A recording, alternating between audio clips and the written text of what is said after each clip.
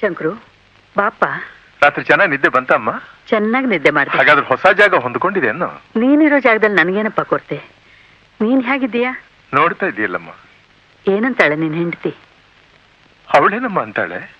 ಅಲ್ವೋ, ಚೆನ್ನಾಗಿದ್ದಾಳ ಅಂತ. ತುಂಬಾ ಚೆನ್ನಾಗಿದ್ದಾಳಮ್ಮ. ಅದೇ ಕಣಪ್ಪ ನನಗೆ ಬೇಕಾಗಿರೋದು. ನೀವಿಬ್ಬರು ಚೆನ್ನಾಗಿರ್ಬೇಕು ಅಂತ ನಾನು ಹಗಲು ರಾತ್ರಿ ದೇವರಲ್ಲಿ ಪ್ರಾರ್ಥನೆ ಮಾಡ್ತೀನಿ. ಫ್ಯಾಕ್ಟ್ರಿ ಹೊತ್ತಾಗುತ್ತೆ, ನಾನು ಬರ್ತೀನಮ್ಮ. ಹೋಗ್ಬೇಕಂದ.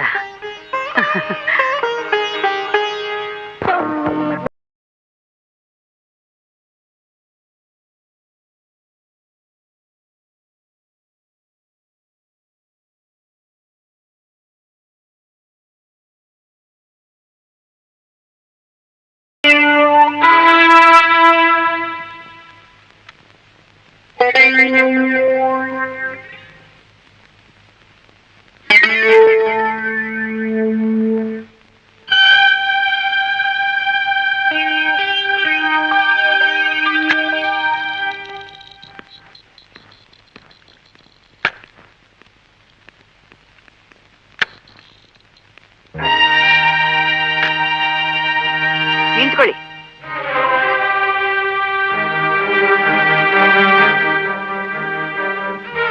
ಯಾಕೆ ಈ ಡ್ರೆಸ್ ಹಾಕೊಂಡ್ರಿ? ಇನ್ನೇ ನಿನ್ ಮದುವೆ ತಕ್ಷಣ ಸೀರೆ ಉಟ್ಕೋಬೇಕಾಗಿತ್ತ? ಮನೇಲಿರುವಾಗ ಈ ಡ್ರೆಸ್ ಯಾಕೆ ಅಂತ. ಕೆಲ್ಸಕ್ಕೆ ಹೋಗ್ತಾ ಇದ್ದೇನೆ. ಯಾವ ಕೆಲ್ಸಕ್ಕೆ? ಏನ್ ಹೀಗ್ ಕೇಳ್ತಾ ಇದೀಯಾ? ನಿಮ್ ತಂದೆ ನನ್ನ ಮೆಕ್ಯಾನಿಕ್ ಕೆಲಸ ಕೊಟ್ಟರು ಮರ್ತು ಬಿಟ್ಟಿಯಾ? ನಾನ್ ನಿಮ್ಮನ್ನ ಡಿಸ್ಮಿಸ್ ಮಾಡಿದ್ದನ್ನ ಮರ್ತು ಬಿಟ್ರಾ? ನೀನ್ ಡಿಸ್ಮಿಸ್ ಮಾಡಿರಬಹುದು, ಆದ್ರೆ ನಾನ್ ಕೆಲಸ ಬಿಟ್ಟಿಲ್ಲ. ಈ ಕೆಲಸ ನನಗೆ ಪರ್ಮನೆಂಟ್ ಅಂತ ಮಾತು ಕೊಟ್ಟ ಮೇಲೆ ನಾನ್ ನಿನ್ನ ಮದುವೆ ಮಾಡ್ಕೊಳ್ಳೋದು ಒಪ್ಕೊಂಡಿದ್ದು. ಯಾರು ಮಾತು ಕೊಟ್ಟಿದ್ದು? ಯಾರು ಕೆಲಸ ಕೊಟ್ರು ಅವರು.